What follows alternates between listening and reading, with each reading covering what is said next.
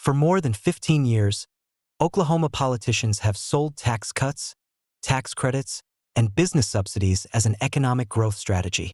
Cut revenue today, they said, and growth will show up tomorrow.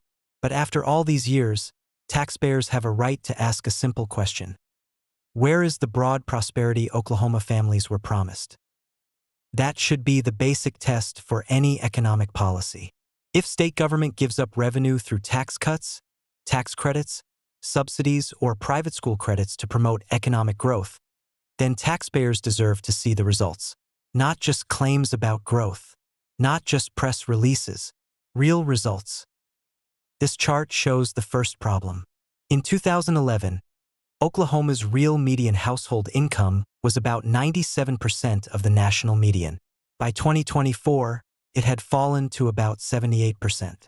That is a drop of almost 19 percentage points, and it means Oklahoma families are much farther from the national middle than they were when this political experiment began.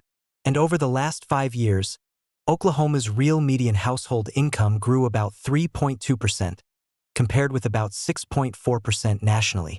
That means Oklahoma families could fall even farther behind unless the state changes direction.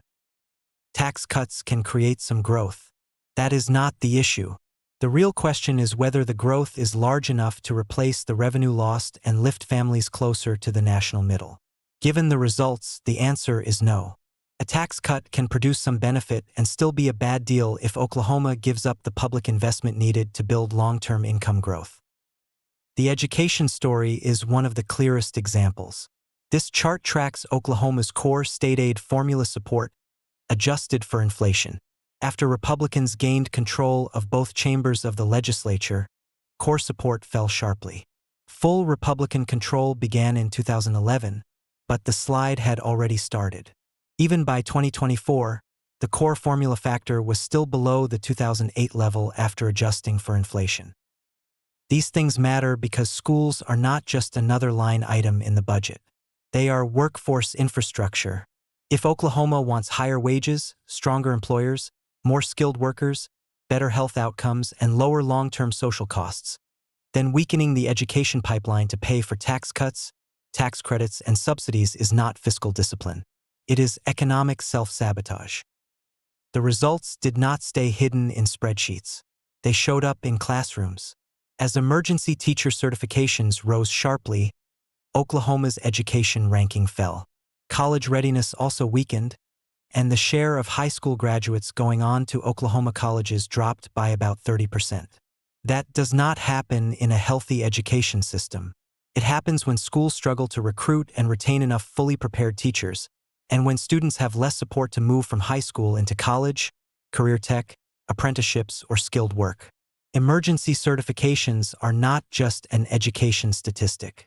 They are a warning sign that the education pipeline is failing. A state cannot underinvest in its classrooms and then wonder why it struggles to build a skilled workforce. Teachers are the front end of the talent pipeline. When Oklahoma cannot recruit, train, and retain enough fully prepared teachers, the cost does not stop at the schoolhouse door. It shows up later in reading scores, college readiness, workforce training, and household income. The same pattern shows up after high school. Oklahoma's in-state college-going rate fell from 51.3% in 2012 to 35.7% in 2023. That is a drop of 15.6 percentage points, or about a 30% relative decline. Not every student needs a 4-year degree. Career tech, apprenticeships, certificates, military service, and direct employment all matter and can increase wages. But a sharp decline in college going is not a sign that our state is building a stronger future workforce. This does not mean tax cuts caused every problem in Oklahoma. It means something simpler and harder to dismiss. Oklahoma cut or weakened core investments that are strongly linked to long-term income growth, including education, access to medical care, and adequate nutrition, while leaning on tax cuts, tax credits, and subsidies that never produced broad prosperity.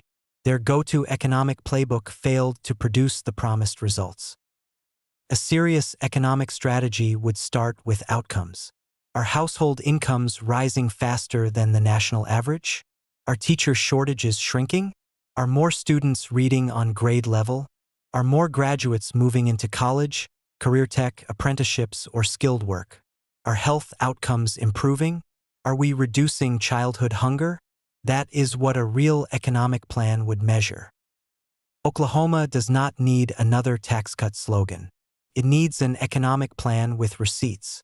After more than 15 years of cutting revenue, weakening core investments, and subsidizing favored interests, taxpayers deserve an answer. Where is the broad prosperity Oklahoma families were promised? Read the full article at wlangdon.substack.com.